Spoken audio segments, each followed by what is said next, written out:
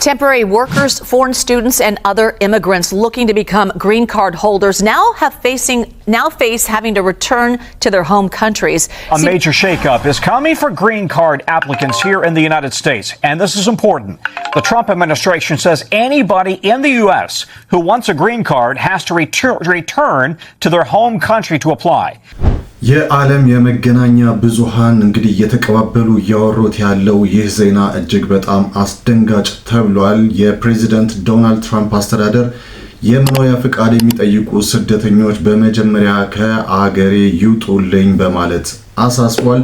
ይህ በጣም በእርግጥም አስደንጋጭ ነው። ይህን መመሪያ የሰጠው ደግሞ USCIS ወይም ደግሞ የአሜሪካ የዜግነትና የኢሚግሬሽን ተቋም ነው። ስለዚህ ይህ ማለት እንግዲህ በጣም በርካታ ነገሮችን ይቀይራል። Temporary workers, foreign students, and other immigrants looking to become green card holders now face having to return to their home countries. CBS News immigration correspondent Camila Montoya Galvez explains the sweeping policy shift that could impact hundreds of thousands of people. The Trump administration is making it much harder for immigrants already here in the U.S. to get a green card, expanding its campaign to sharply limit legal immigration. U.S. Citizenship and Immigration Services announced it will be eliminating the option for many immigrants seeking a green card to complete that process without having to leave the U.S. Now, in most cases, immigrants will be required to return to their home countries in order to apply for a green card or permanent U.S. residency through an American consulate overseas. እንግዲህ ሰሞኑን እንደተመለከታችሁትና በአሜሪካና በመላው ዓለም ላይ በተለያዩ የመገናኛ ብዙሃን ላይ እየተነገረ ያለውና USCIS መመሪያ የሰጠው ይህ ከሀገር ወጥተው በቆንስላ ጽሕፈት ቤቶች ወይም ደግሞ በሀገሮቻቸው ባሉ ቅርንጫፍ ባሉ ኤምባሲዎች ግሪን ካርድ ጥያቄ ማቅረብ ይችላሉ በማለት ይህ መመሪያ ተሰጥቷል ማለት ነው። የአሜሪካ የኢሚግሬሽን አገልግሎት መስሪያ ቤት ይህንን በሀገሪቱ ውስጥ ሆኖ የመኖሪያ ፍቃድን ወይም ደግሞ ግሪን ካርድ የማግኛን ሂደት ነው እንግዲህ የሚገድብ እና አመልካቾች ከሀገር ወጥተው እንዲያመለክቱ የሚያስገድድ ህግና መመሪያ ነው ያወጣው ማለት ነው። ጊዜያዊ ቪዛ ይዘው ወደ አሜሪካ የሚገኙና ወይም በአሜሪካ ውስጥ የሚገኙና የግሪን ካርድ ማግኘት የሚፈልጉ የውጭ ሀገር ዜጎች ለማመልከት የግድ ወደ ሀገራቸው መመለስ እንዳለባቸው ነው የተገለጸው። ይህ መመሪያ የኢሚግሬሽን ስርዓታችን ህጉ በሚፈቅደው መሰረት እንዲሰራ የሚያደርግ እንጂ ክፍተቶችን ተጠቅሞ አላግባብ ተጠቃሚ መሆንን የሚያበረታታ አይደለም። የአገራችንን የኢሚግሬሽን ስርዓት ያላግባብ የመጠቀም ዘመን አብቅቷል በማለት USCIS ገልጿል። አዎ እንግዲህ የዩናይትድ ስቴትስ የአገር ውስጥ ደህንነት ሚኒስቴር የሆነው DHS እና የዜግነትና የኢሚግሬሽን አገልግሎት የሆነው USCIS እንግዲህ ባለፈው ማለትም በሚያዝያ 22 ባሳለፍነው ቀናት ውስጥ ያወጡትን አዲስና ትልቅ የፖሊሲ ለውጥ የተመለከተ መግለጫ ነው እንግዲህ ከላይ የተሰማችሁት። እንግዲህ ይህ የውሳኔ ጊዜያዊ ቪዛ ይዘው በአሜሪካ የሚገኙ ግለሰቦችና የቋሚ መኖሪያ ፍቃዳቸውን የሚያመለክቱ በሙሉ ከሀገሪቱ ወጥተው በሀገራቸው ወይም በሌላ ሶስተኛ ሀገር በሚገኙ የአሜሪካ ኤምባሲዎች ወይም ቆንስላዎች በኩል እንዲያመለክቱ የሚያስገድድ ነው ማለት ነው። ስለዚህ ይህ ማለት ታዲያ የቪዛ ህግ መጣስ፣ የቆይታ ጊዜ ማራዘም፣ ያለ ፍቃድ መስራትና ማጭበርበር ደግሞ እጅግ ጥብቅ ምርመራና ቅጣት ያስከትላል ነው የተባለው። ስለ ጉዳዩ ታዲያ ማብራሪያና ዋና ነጥቦችን እናነሳለን በዚህ ቪዲዮ ላይ። የፖሊሲው ዋና ጭብጥ ወይም ደግሞ ምንድነው ይሄ የሚለውን ነገር እንመለከታለን። ዋናው ትልቁ ነገር አጀስትመንት ኦፍ ስታተስ ለሚባለው ነገር ነው። ይሄ ማለት እንደምታውቁት ከዚህ ቀደም የነበሩ አንዳንድ አሰራሮች ነበሩ። እንግዲህ እስከዛሬ ድረስ በቱሪስትም በተማሪም በጊዜያዊ የስራ ቪዛም ሊሆን ይችላል በነን ኢሚግራንት ቪዛ ማለት ነው በአጠቃላይ አሜሪካ ገብተው የነበሩ የውጭ ሀገር ዜጎች እዛው አሜሪካ ውስጥ ሆኖ ቪዛቸውን በቀጥታ ወደ ቋሚ ነዋሪነት ለመቀየር ማመልከት ይችሉ ነበር። ታዲያ በአዲሱ መመሪያ መሰረት ግን ይህ አሰራር እንዲቆም ተደርጓል ማለት ነው ወይም ይደረጋል።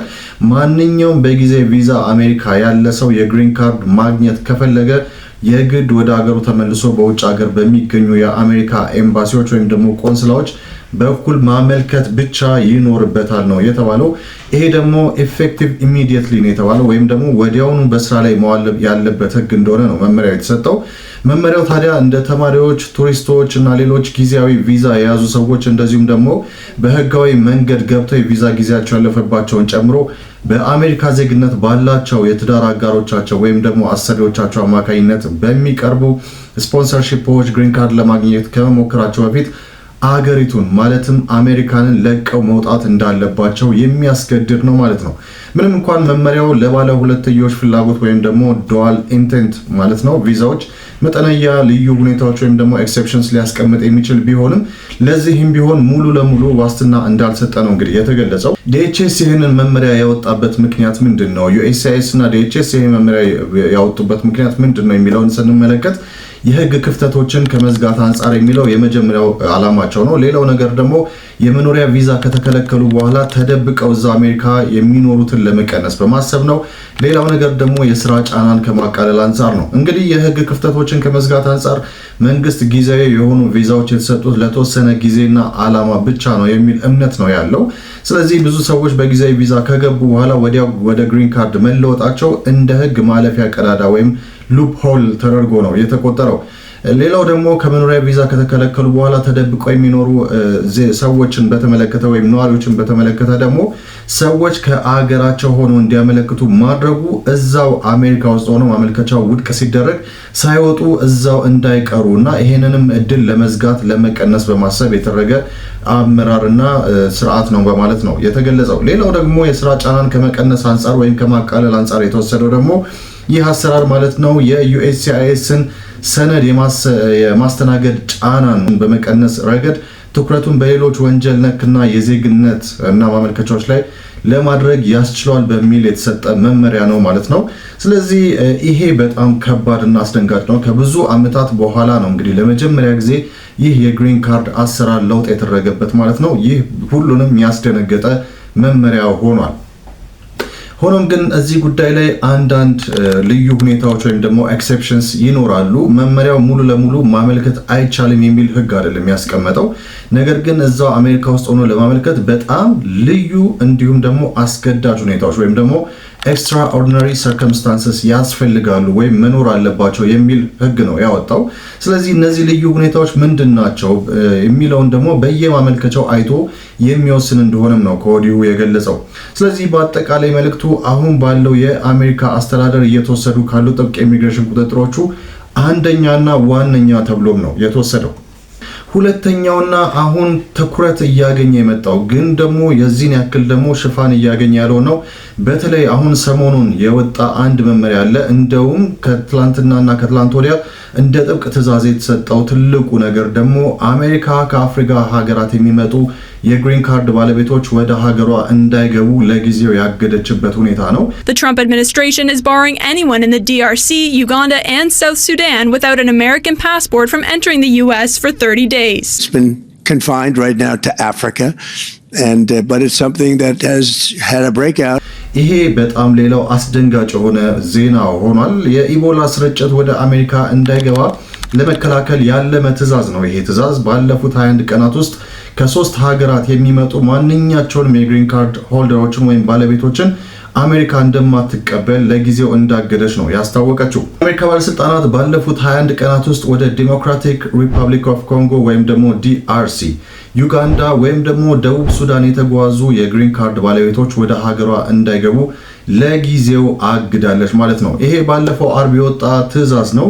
ኤቦላ ወደ አሜሪካ ድንበር እንዳይገባ ለመከላከል እየተደረገ ካለው ሰፊ ጥረት አካል አንዱ ተብሎ ተወስዷል ማለት ነው። ቀደም ሲል እንግዲህ ተጥሎ የነበረው የጉዞ ገደብ እነዚህን ሀገራት የጎበኙ ማለትም እነዚህን ሶስት ሀገራት የጎበኙ የአሜሪካ ፓስፖርት የሌላቸውን ሰዎች ብቻ የሚነካና የግሪን ካርድ ባለቤቶችንም ሆነ የአሜሪካ ዜጎችን የማይጨምር እንደነበረ ይታወቃል። ሆኖም ግን እነ ኤችኤችኤስ ወይም ደግሞ የጤናና ሰብአዊ አገልግሎት ሚኒስቴር እንደዚሁም ደግሞ ሲዲሲ የሆነው ሲዲሲ የተባለው ወይም ደግሞ የበሽታ መቆጣጠሪያና የመከላከያ ማዕከል የሆነው ሲዲሲ እነዚህ እና በእነዚህ የተወከሉ ባለስልጣናት ህጋዊ ቋሚ ነዋሪዎች ወይም ደግሞ የግሪን ካርድ ባለቤቶች ወደ ሀገር እንዳይገቡ የመከልከል ስልጣን እንዲኖራቸው መፍቀዱ ለህዝብ ጤና ደህንነት ሲባል በተመጣጣኝ ሁኔታ የሚያስፈልግ መሆኑ እንደተወሰነ ነው የሚገልጸው ትዕዛዙ።